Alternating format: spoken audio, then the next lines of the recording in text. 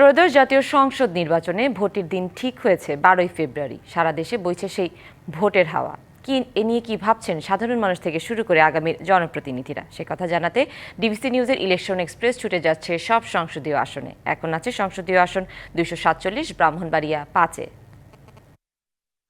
স্বাগত জানাচ্ছি CSRM DBC election এক্সপ্রেসে। আজ সারাদিন থাকবো ব্রাহ্মণবাড়িয়া 5 এবং 6 আসন। আমার সঙ্গে যুক্ত আছেন ব্রাহ্মণবাড়িয়া 5 আসনের বাংলাদেশ খেলাফত মজলিস থেকে মনোনীত প্রার্থী।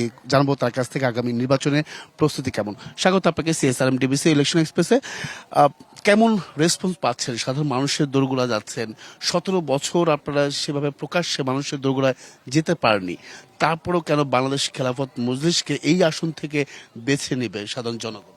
আলহামদুলিল্লাহ, ভালো আছি। আসলে আমি 17 বছর না, জন্মলগ্ন থেকে এলাকায় থাকি এবং পুরো নবীনগরেই বিভিন্ন মহল্লা পাড়া মহল্লায় মাহফিল করি হিসেবে প্রত্যেকটা পাড়া মহল্লায় আমার পূর্ব পরিচিত আছে এবং কৃষ্ণনগরের চেয়ারম্যান হিসেবে এই পরিচয়টাকে আমি পুরো নবীনগর না সারা বাংলাদেশে ছড়িয়ে দিয়েছি। এটাকে ধারণ করে চলি বলেই পুরো নবীনগর উপজেলার প্রত্যেকটা মানুষ আমাকে চেয়ারম্যান হিসেবে এবং সফল চেয়ারম্যান হিসেবে জানেন এবং শুনেন। সেই কারণে আমি মনে করি উপজেলার প্রত্যেকটা ঘরেই আমাদের অবস্থান ভালো আছে আলহামদুলিল্লাহ। সেক্ষেত্রে সাধারণ ভোটাররা কি বলছেন? মানে বাংলাদেশ খেলাফত মজলিস ব্যক্তিকে আপনি ব্যক্তিকে মেনে নেবে নাকি প্রতীকের একটা বিষয় আছে বা দলের একটা বিষয়? নবীনগরে আমার ব্যক্তি ফোকাস আলহামদুলিল্লাহ ভালো আছে, মানুষ আমাকে ভালোবাসেন। দেন 10 দলীয় জোটের একটা প্রার্থী, যেহেতু আমাদের 10 দলের নেতাকর্মীরা আছেন, প্রত্যেকটা ওয়ার্ড লেভেলে আমাদের সেন্ট্রাল লেভেল পর্যন্ত আমাদের কমিটি করা আছেন। সব মিলিয়ে আমরা মনে করি যে 10টা দলের যেহেতু একটা জোট এবং 2টা মেরুতে বাংলাদেশে নির্বাচন হয়ে থাকে সারা জীবন আমরা যেটা দেখে আসছি, সেই হিসাবে এক মেরুতে আমি আছি এবং হেভিওয়েট প্রার্থী হিসেবেই লোকাল সাংবাদিকরাও সেটা মনে করেন, জনগণও মনে করেন। এখানে বিএনপি রয়েছে আর আপনারা জোটে আছেন, সেক্ষেত্রে আপনার এই আসনটি ছেড়ে দেওয়ার কোনো সম্ভাবনা আছে কিনা যদি নির্দেশনা আসে সেরকম? না, আমি কোনোভাবেই তো আমাকে নির্বাচন থেকে তো সরে যাওয়ার কোনো সুযোগ থাকে না, কারণ আমি যেহেতু 10 দলের প্রার্থী, আমি তো আর বিএনপির জোটের প্রার্থী না। তো সেক্ষেত্রে ভোটারদের জন্য আসলে কি ধরনের প্রতিশ্রুতি আপনি নিয়ে যাবেন? আমি লোকাল কাউন্সিলে দীর্ঘদিন 4 বছর পর্যন্ত দায়িত্ব পালন করার সুবাদে আমি জানতে পেরেছি যে মানুষের আসলে চাহিদাটা কি। জনগণের মূল চাওয়া হলো যোগাযোগ ব্যবস্থার ব্যাপক উন্নয়ন, শিক্ষায় উন্নতি, স্বাস্থ্যসেবা এবং এই মোটামুটিভাবে এই 3-4টা বিষয় খুব বেশি গুরুত্বপূর্ণ: স্বাস্থ্য, শিক্ষা এবং যোগাযোগ ব্যবস্থার ব্যাপক উন্নয়ন। আমার নবীনগর হাওর বিলে নদী নালায় বেষ্টিত। এখনো পর্যন্ত নবীনগরের 3-4টা অঞ্চল একেবারেই কানেক্টেড না, বিচ্ছিন্ন। তো সেখানে আমি একটু হাত দিতে চাই এবং দুর্নীতিতে অবশ্যই নবীনগরে আমরা একটা জিরো টলারেন্স অন্তত নবীনগরে আমরা প্রমাণ করব। যেহেতু আমার জন্য আমি মনে করি নবীনগরটা আমার জন্য বাংলাদেশ, সেই হিসেবে এটাকে আমি বাংলাদেশের মডেল হিসেবে দাঁড় করাতে চাই।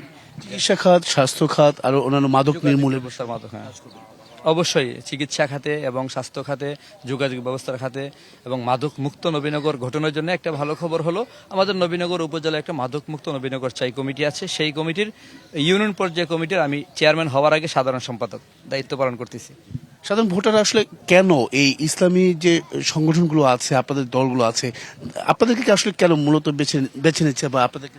আমি যতটুকুন করেছি বা আমরা যেটা করেছি, নবীনগরে যখন দেখলাম যে করোনায় কোনো লাশ মারা গেল 19 সালে, তখন আমরা এই বাংলাদেশে এবং নবীনগরে ব্যাপকভাবে প্রমাণ করেছি করোনায় লাশগুলোকে দাফন করার জন্য কেউ ছিল না, আমরা আগে যেতাম। মানুষের দুর্দিনে খুব কঠিন সময়ে আমরাই খুব বেশি আগে থাকি। নবীনগরের ব্যাপকভাবে আলেমুল আমাদের এবং আমি আলেম হিসেবে আলেমুল আমাদের ব্যাপক একটা অংশগ্রহণ আছে যে হ্যাঁ, সনাতন ধর্মাবলম্বীদেরও এই নবীনগর থেকে আমরা একটা সৌহার্দ্যপূর্ণ পরিবেশ নিয়ে চলছি। বিগত দিনে তাদের পূজা আমার ইউনিয়নে যে মন্দিরগুলো ছিল আমি সেখানে সিসি ক্যামেরা লাগিয়ে দিয়েছি, তাদের সার্বিক নিরাপত্তার জন্য সবসময় সজাগ থাকতাম এবং সনাতন ধর্মীয় অবলম্বী ভাইদের সাথে আমার একটা গুড রিলেশন সারা জীবনের ছিল, যেটা এখনো আছে আলহামদুলিল্লাহ, ভবিষ্যতে থাকবে। বিএনপির সঙ্গে কতটা ফাইট হতে পারে? আমি ফাইট মনে করছি না।